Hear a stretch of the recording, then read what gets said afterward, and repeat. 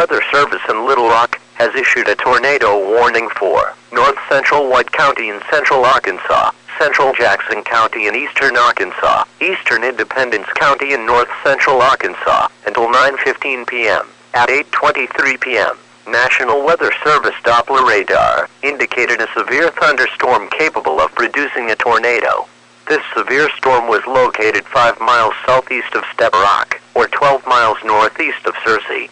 Doppler radar showed this severe storm moving northeast at 45 miles per hour.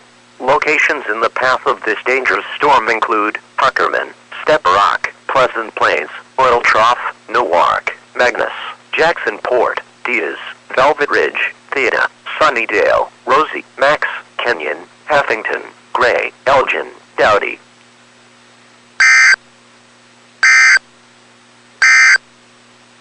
The National Weather Service